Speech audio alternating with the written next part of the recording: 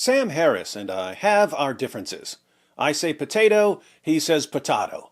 I say tomato, he says, Durr, I hate religion. Make it go away. Everyone needs to agree with me. Durr, Sky Daddy. Since Sam and I disagree on many important issues, I find it interesting when we're in total agreement on something. Sam was recently on the Unholy podcast. This isn't me calling someone's podcast unholy. It's actually the name of the podcast. And Yonit Levy, one of the hosts, asked this question. It's a little bit of a personal question, but I mean, you are an atheist and Jewish. Can you tell us how that balance changed or shifted for you after October 7th? In case you didn't know that Sam is Jewish, I just looked it up for you. His mother is Jewish, but not religious, and it wasn't very relevant when he was growing up. But how did his perspective change after the attack in 2023? Well, I think it would have been true to say before October 7th that I'm still an atheist. I'm still a secularist. I still think that we're paying an intolerable price for the religious balkanization of our world. So I'm not a fan of sectarianism in any form. Not a fan of sectarianism in any form? Have you met these new atheists, Sam? Our group smart, everyone else dumb. Our group rational, everyone else crazy.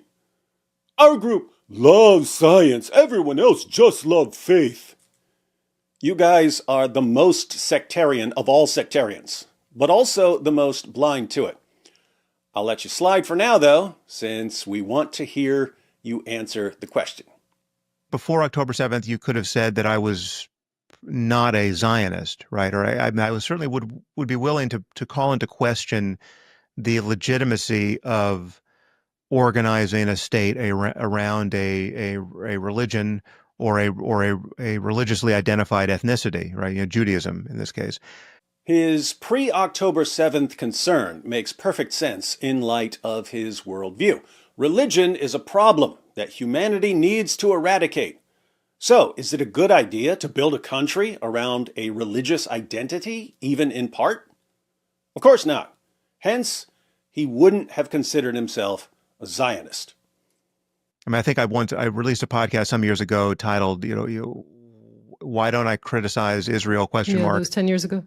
Yeah, and there I gave a fairly equivocal and frustrating defense of Israel. But I mean, I was troubled by, as someone who believes that we are paying this intolerable price for sectarianism, I was troubled by the seeming contradiction in defending the Jewish state. And for me, it just nets out to the only real defense is the ambient level of genocidal intolerance that's directed at Jews. So, as someone who was opposed to religion, he had a problem with the idea of a state that included some degree of a religious identity. And yet, because he was aware of the history of anti-Semitism, he wasn't strongly opposed to the idea of Israel being an exception. But there was a problem for this reluctant rationalization.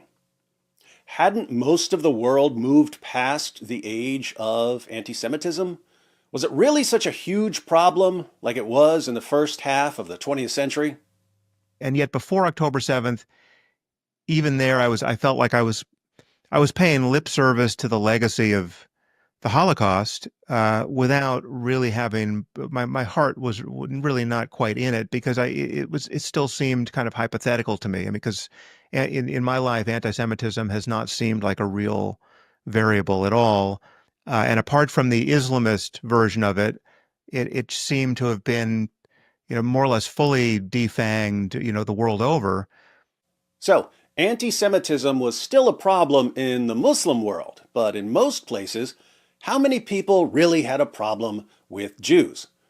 Was there still so much anti-Semitism going around that even atheists needed to defend the idea of a Jewish state?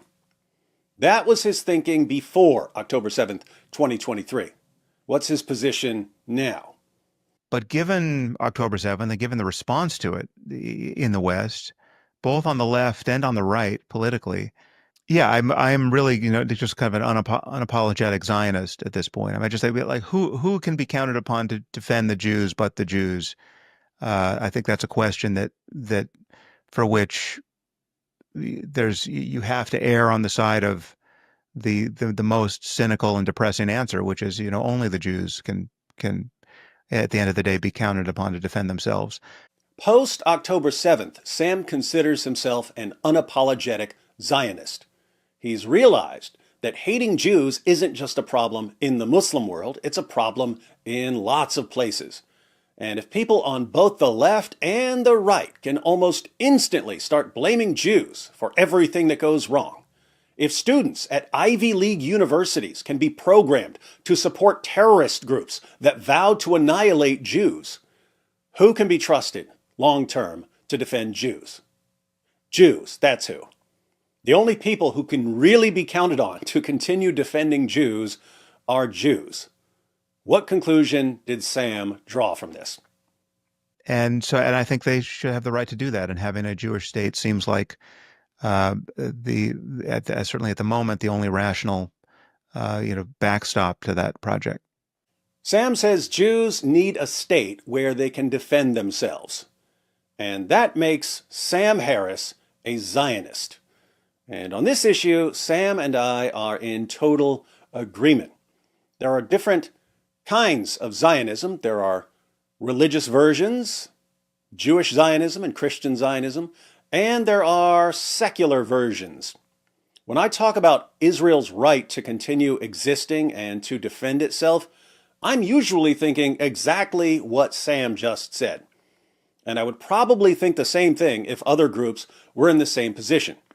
If you asked me right now, do Eskimos need their own state? I would say no, they're fine in Alaska and Canada and Russia and Greenland. Why would they need a state? But suppose things change. Suppose all of a sudden that one of the world's largest religions decides Eskimos should be annihilated, and that people start blaming Eskimos for everything that sucks about their lives, and that college students start praising any group that vows to exterminate Eskimos. Suppose further that some random empire goes to war against various nations and loses, like the Ottoman Empire did, and these other nations decide to give the Eskimos a tiny piece of land from that defeated empire. And the Eskimos take that tiny piece of land and turn it into a powerful, icy metropolis. Would I support the right of these Eskimos to exist and to defend themselves in their little Eskimo state? Yes, I would. Fortunately, Eskimos aren't in that situation. But Jews are. So I support their right to live in a state where they can defend themselves. And that makes me a Zionist, just like Sam Harris. Now, Sam and I and many others agree that we should support Israel's right to exist.